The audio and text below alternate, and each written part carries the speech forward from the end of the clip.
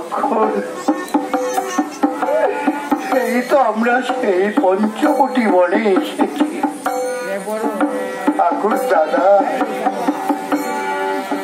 বনবাসী মননাশী রয়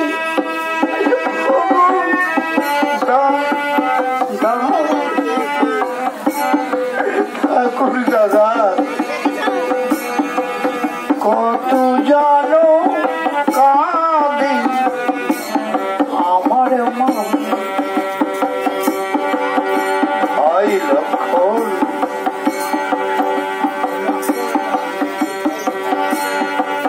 দেশে ফিরে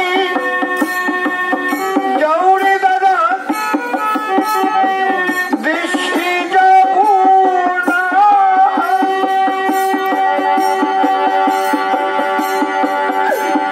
পুরী অভাব দিনি মাকে আমার মামুল বলে দেখো ভাই রে লক্ষণ।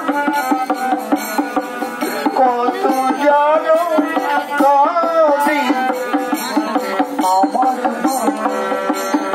ভাই লক্ষণ। চল, ওই যে একটা বন দেখা যাচ্ছে, ওই বনে গিয়ে আমরা নিশিটা কাটাবো। চল।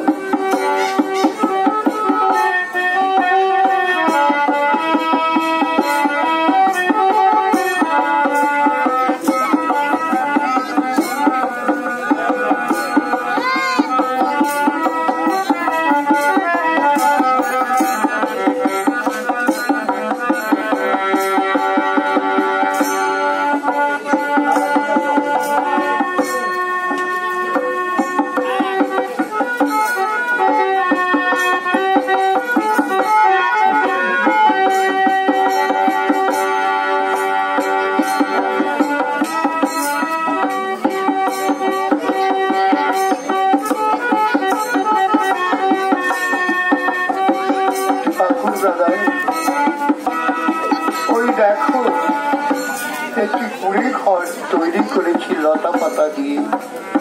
এই ঘরে তোমরা দুজনে থাকো আর আমি এখানে বসে থাকি। আমি পাহাড়ায়।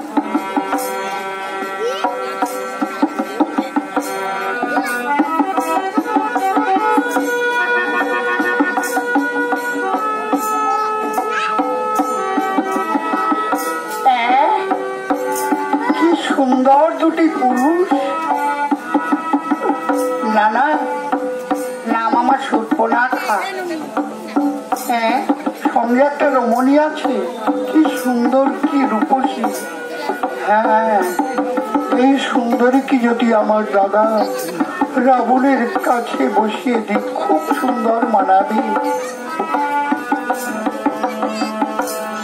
এই ওগো নাগর, তুমি আমায় বিয়ে করো না? দেখো, আমার সঙ্গে তো আমার রমণী রয়েছে। তুমি যাও, ওই যে আমার ভাই লক্ষণ আছে, ও যদি তোমাকে বিয়ে করতে পারে। আচ্ছা,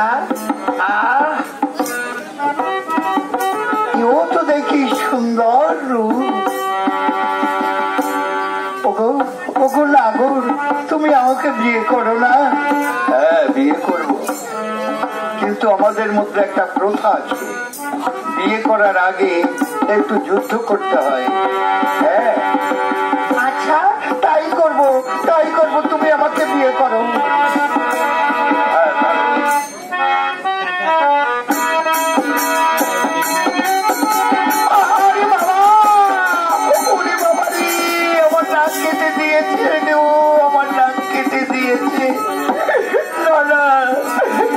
আমি দাদার কাছে গিয়ে বলি এই কথা।